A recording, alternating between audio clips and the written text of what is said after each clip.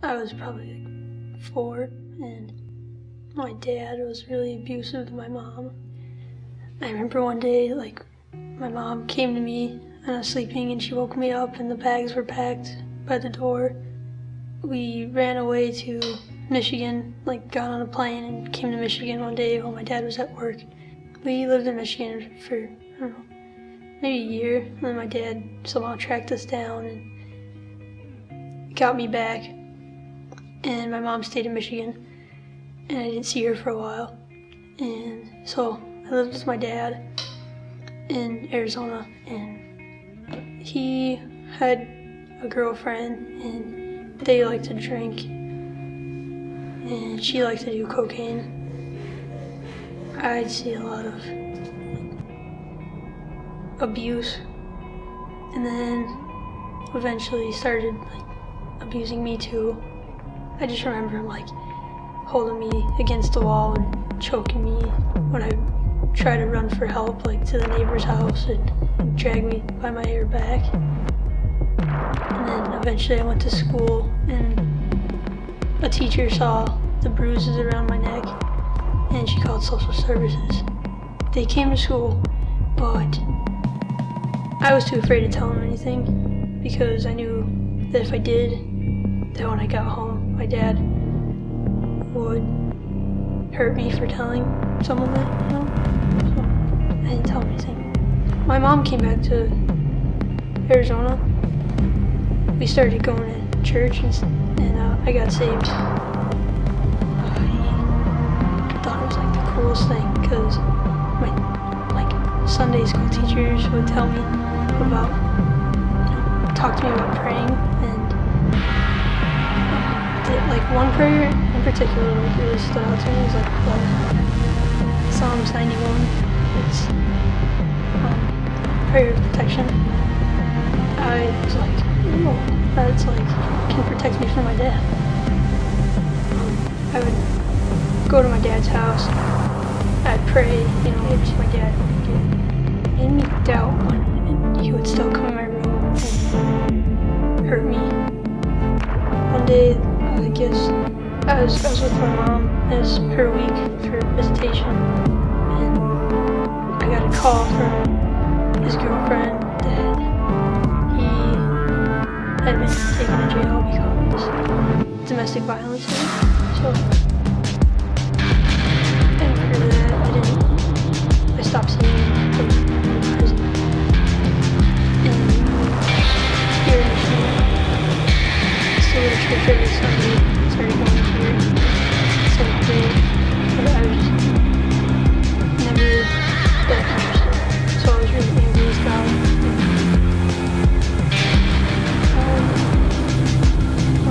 Nothing to do with him. But when I was someone introduced me to God that kept me going. It felt really empty, and that was my way of coping with it. It didn't help at all. It made it worse. More depressed. Depression got a lot worse. I started thinking suicide. I started cutting up my arms.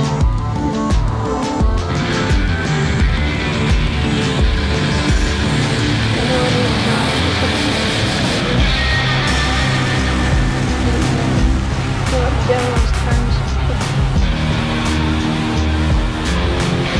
Once I did baptism, and my real brother didn't play a good game.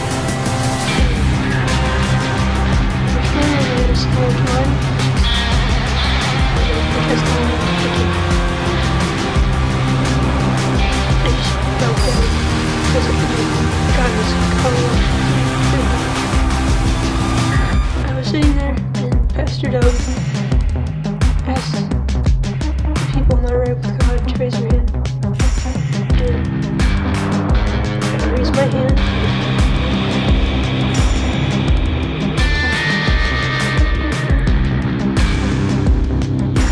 And I just all that God was trying to give me that I just didn't want it. I just didn't want this dropped on me so hard, and it was really powerful. like he was saying, I'm not waiting for the drugs that I did couldn't compare that moment that day been strong enough to get over my addiction, get over my depression, feel so happy and full. I really feel God moving in my life. It's just getting off.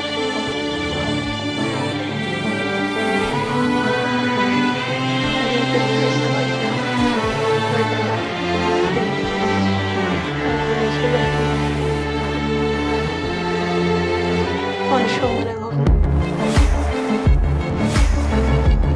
My name's Trevor, and this is my story.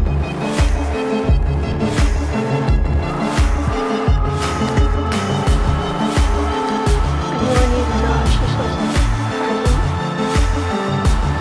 And I figured what the devil was times. I know he existed, I knew that it's just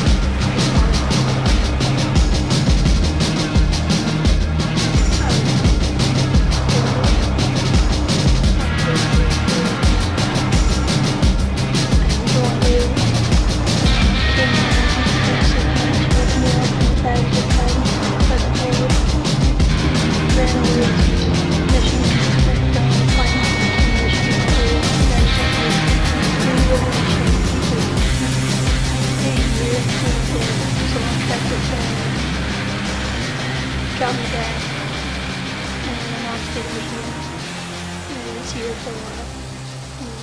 So I lived with my dad in Arizona, and he had a girlfriend, and they liked to drink, and she liked to do cocaine. I'd see a lot of abuse, and then eventually started